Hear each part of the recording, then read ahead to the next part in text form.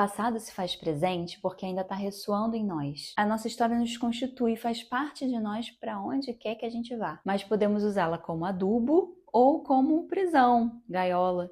Quando tomamos consciência de como o nosso passado atua no presente, podemos cuidar do que foi e liberar o que nos mantém enganchados nesse ponto da história, para então poder viver o presente com mais presença e clareza.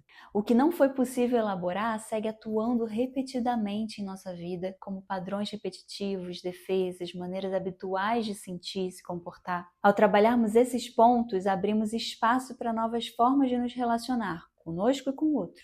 E trabalhar esses pontos não é necessariamente ficar remoendo o que aconteceu, revisitando as dores, muito menos encontrando culpados para elas, mas colocar a luz da consciência naquilo que houve. Quando eu compreendo o que aconteceu e principalmente como eu me senti diante do que houve e que crenças eu criei a partir disso, eu posso me descolar desse lugar e olhar com os olhos atualizados do presente.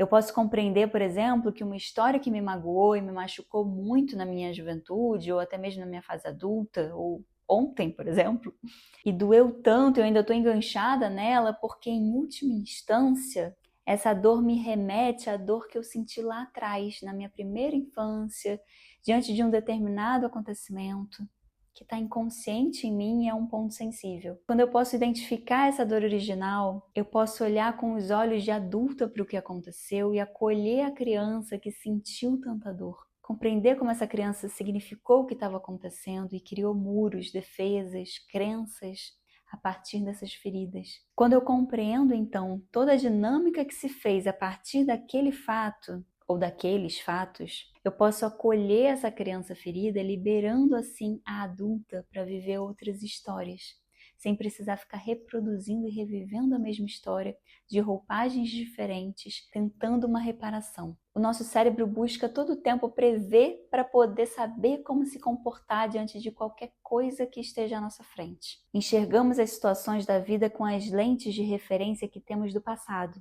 Então, olhar para esse lugar que é passado, mas se faz presente porque ainda está ressoando em nós, porque ainda se torna referência nos olhos do presente, e poder cuidar desse passado, podemos liberar o passado para se tornar passado de verdade, não mais presente. Mas é importante compreender que o passado se tornar passado não quer dizer que ele deixa de existir, tá? O passado sempre vai estar com a gente, as suas marcas fazem parte de quem somos. Mas ele pode fazer apenas o papel de passado. E qual que é o papel de passado? O papel de passado é se tornar direcionamento e adubo para caminharmos para frente. Passado sendo passado é conhecimento e sabedoria. É conhecimento necessário que nos faz não cometer os mesmos erros, saber recursos para sair melhor de uma situação, conseguir refletir soluções mais rápido, mais adequadamente quando necessário. Passado como passado é experiência que se converte em maturidade, discernimento. Auxilia na nossa proteção contra perigos reais. Já o passado como presente nos deixa defendidos e em alerta contra perigos imaginados, sombras desse passado refletido no presente. A nossa história, o nosso passado são extremamente importantes para o nosso crescimento e amadurecimento, para a construção dos nossos caminhos orientados pela consciência, pelo que faz sentido dentro de nós. Mas quando ainda atuam como se fosse presente, por ainda estarmos presos, andando em círculos, naquela situação lá de trás, ao invés de clareza e direcionamento, o passado se torna confusão, mente nublada, reprodução massiva de dores e aprisionamentos. Então, como podemos trabalhar isso? Uma das formas de trabalhar esse passado é cuidar da nossa criança ferida e da nossa criança feliz. Criar relação com essa criança interior. Fazer, antes de tudo, as pazes com ela, porque de nada adianta brigar contra e querer que ela desapareça e se cale.